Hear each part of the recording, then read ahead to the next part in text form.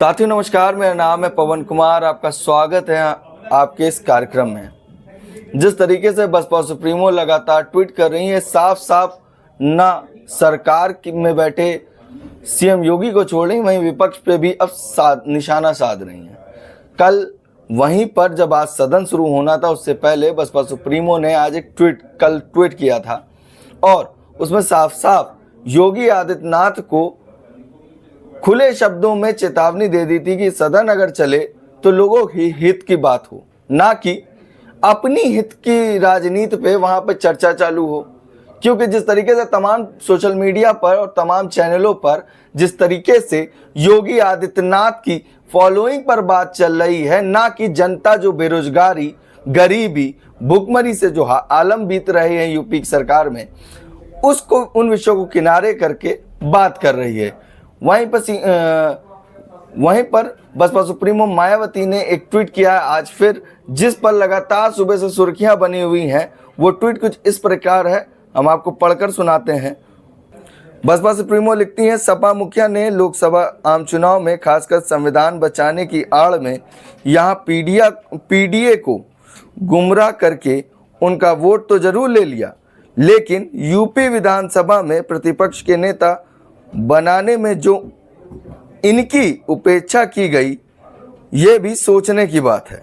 Baspa supremo ने साफ साफ इस पहले ट्वीट में ये लिखा है कि जिस तरीके से आपने पीडीए की लोगों को जो जानकारी दी, भारत के संविधान का जो आपने मैनिफेस्टो बनाया, उन विषयों पे बात करने में एतराज तो कर रहे थे, मगर अब जब विधानसभा में आपको नेता चुनना था तो ना आपको पिछड़ा दिखा, ना दलित दिखा और ना ही कोई मुस्लिम इनको दिखा। जो मुस्लिम समाज लगातार इन पर भरोसा जताकर इन्हें वोट दे रहे थे, उन वोटों को भी ये गुमराह कर रहे हैं, ऐसी बात बसपा सुप्रीमो ने कही।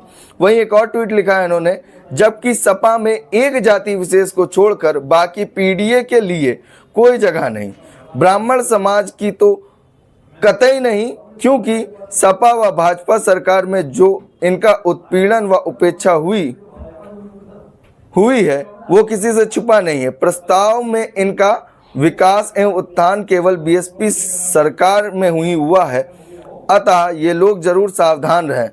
बसपा सुप्रीमो ने साफ साफ कहा है, जिस तरीके से बसपा में 2007 से 12 का टाइम ले लीजिए, लास्ट टाइम है, जो विकास का काम हुआ है, चाहे लोगों को आवाज देने का रहा हो या लोगों के असल मुद्दे जो होते थे या अन्याय होते थे, उस पर जिस तरीके से बसपा सरकार में काम हुआ, वो ना सपा में देखी गई। 12 से अगर आप 5 साल जोड़ेंगे 17 तक देख लीजिए। उसके बाद जिस तरीके से भाजपा सरकार में विकास दुबे पे जो मामला हुआ, जिसको लगातार ने बसपा ने चर्चा भी बनाया और हर विषय में इस विषय पे बसपा सुप्रीमो ने ट्वीट भी किया था और तमाम प्लेटफॉर्म पर बात भी कही गई थी। तो अगर सदन में किसी नेता को बैठा ले तो इसका मतलब ये नहीं है कि ये उनका साथ निभा रहे हैं। वहीं पर एक ट्वीट है, एक वरिष्ठ पत्रकार हैं, बहुत ही अच्छा ट्वीट उन्होंने लिखा है, जिसको मैं आपको पढ़ के सुनाऊंगा। फैज अहमद ने एक और ट्वीट किया था, उसको भी मैं पढ़ के आपको सुना देता हूं, क्योंकि पहले एक ट्वीट कल उन्होंने किया था, एक आज ट्वीट किया है। जिस तरह की फोटो वायरल हुई है सदन से, उन्होंने साफ साफ सवाल उठाया है कि वहां पर लोगों के हित की बात होगी कि सिर्फ 3.5 साल टाइम काटे जाएगा। फैज अहमद ने लिखा है, नेता विपक्ष माता प्रसाद पांडे को मुख्यमंत्री योगी आदित्यनाथ की ओर से बधाई। विधानसभा अध्यक्ष सतीश महाना विधान परिषद के सभापति मानवेंद्र सिंह के साथ में मुबारक हो।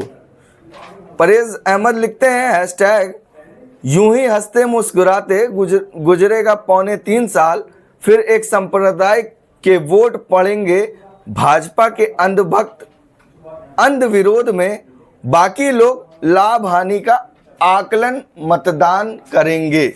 मतलब साफ साफ इन्होंने कहा कि जो अल्पसंख्यक है, खास करके मुस्लिम वर्ग, 3.5 साल बाद जब चुनाव होंगे तो उनका विरोध में वोट पड़ेगा, कहीं सपा और कांग्रेस को, और वहीं दूसरी तरफ जो बाकी कम्युनिटी है वो लाभ और हानि देखेगी कि वोट किधर ज़्यादा जा रहा है, कौन भाजपा को हरा रहा, असल मुद्दों को किनारे करके। उसके बाद परेज अहमद सबसे बड़ा एक ट्वीट है जो आपको पढ़ के सुनाएंगे। खत्म।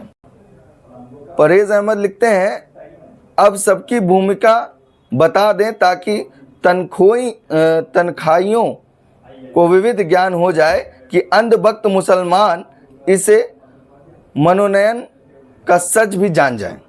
इन्होंने लिखा है, माता प्रसाद पांडे, नेता प्रतिपक्ष, कार्य सुविधा, कैबिनेट मंत्री का दर्जा, मंत्री को मिलने वाली सुविधा, प्रोटोकॉल, स्टाफ, विधानसभा की कार्रवाई के दौरान किसी विषय और किसी भी समय बोलने का असीमित अधिकार, समय सीमा नहीं, यूपी में सभी संवैधानिक पदों की नियुक्ति, स्मृति में अनिवार्य सदस्य, किसी व्यक्ति पीआरओ नियुक्त करने के अधिकार आदि आदि मिले हैं। जिस तरीके से माता प्रसाद पांडे को इन्होंने कैबिनेट की जिम्मेदारी है उसके बारे में साफ साफ लिखा। उसके बाद इसमें सेकंड नंबर पे कमाल अख्तर मुख्य सचेतक बनाया है। सचेतक का मतलब ही आपको खुद समझ में आ रहा होगा कि आपको सिर्फ सचेत करना है, कोई और काम नहीं करना है। जिस समाज ने इनको इतना भरपूर वोट दिया है, इन पर दोबारा, माफ करिएगा, दोबारा ही नहीं, तिबारा चौबारा इन्होंने भरोसा जताया है, सचेतक उनको बनाया है। उसमें ये होता है कि अगर आप देखेंगे उन्हें कोई सुविधा भी नहीं मिलेगी। जो कमाल अख्तर हैं उनको कोई सुविधा नहीं, सचेतक बस रहेंगे और विधानसभा में कोई अधिकार भी नहीं है। मतलब एक हिसाब से उन्हें नाम का उस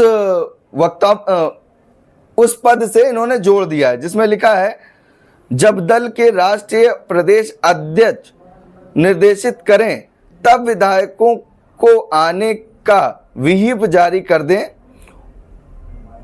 और विधायकों के प्रश्न देखकर उसकी जानकारी दल मुखिया से साझा करें और दल भेज दें।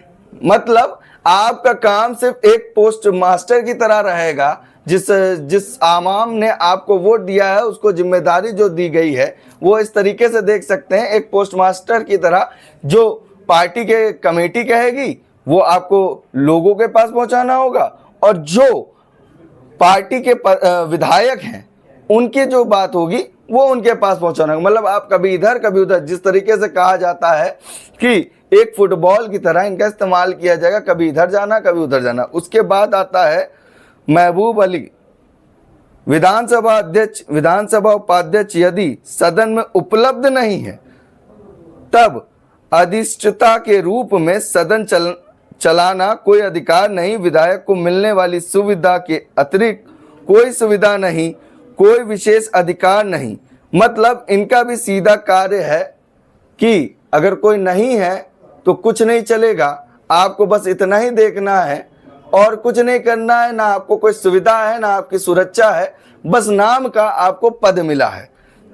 ये वो व्यक्ति हैं, कमाल अख्तर ले लीजिए चाहे महबूब अली, जिनके समाज ने 80% इनको वोट दिया, इंडिया अलायंस को पूरा समर्थन दिया। जिस पीडीए के फॉर्मूले पे ये राजी हुए और इनके साथ लोग आए, उन्हीं के नेताओं को ये सम्मान समाजवादी पार्टी ने दिया है। अब इसके बाद आ जाते हैं एक और पीडीए का पिछड़े की भी बात कर लेते हैं। जहां तक मुझे लग रहा है ये पिछड़े हैं राकेश कुमार, अगर डी भी हैं तो आपकी भी संख्या वहीं गई है। तो जरा सुन लीजिए, राकेश कुमार उर्फ आर.के. वर्मा, उप सचेतक कार्य अधिकार, मुख्य सचेतक की गैर हाजिरी में व्हिप जारी करना कोई सुविधा नहीं, कोई अतिरिक्त अधिकार नहीं। मतलब अगर मुख्य सचेतक नहीं है तो आपके पास कोई अधिकार नहीं, बस आपको एक जिम्मेदारी दिया गया है कि उप सचेतक रहेंगे। आप सचेत रहिए कि समाज के साथ जो भी दुष्कर्म हो रहा हो, समाज के साथ कोई भी दिक्कत हो रही या आपके समाज में कोई भी दिक्कत होगी तो उसमें कोई अधिकार नहीं कि आप कुछ हस्तक्षेप कर सकें। और इसमें परेज अहमद ने बहुत ही जबरदस्त बात लिखी है, दरअसल इसी को कहते हैं सियासी दरी उठाना।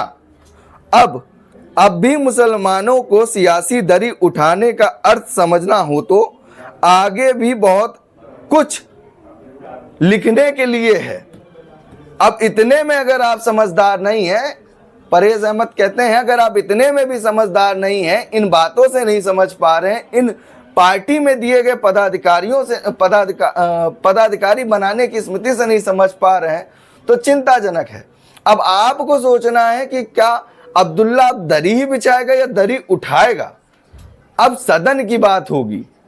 मगर जिस तरीके से सपा में देखा जाए तो अपनी सियासी बचाने के लिए रामपुर के मौलाना साहब ने अभी अटल बिहारी वाजपेयी के बारे में बखान कर दिया, तो साफ साफ दर्शाता है जिस पीडीओ को अखिलेश यादव बनाते वक्त ये नहीं सोचे, जिस पीडीए को बनाते वक्त अखिलेश यादव ये नहीं सोचे कि हमें इनके हक की भी बात करनी हो, इनके हक की लड़ाई भी लड़नी है और इन्हें एक समानता के स्तर पे लाना है। जिस संविधान ने खड़ी अवस्था को पड़ी अवस्था में बदल दिया, तो यहाँ पर जो पीडीए का फॉर्मूला लेके अखिलेश यादव चल रहे थे, हमें लगता है अखिलेश यादव अब भूल चुके हैं और उन्होंने उसी व्यवस्था में लोगों को पद दे दिए हैं।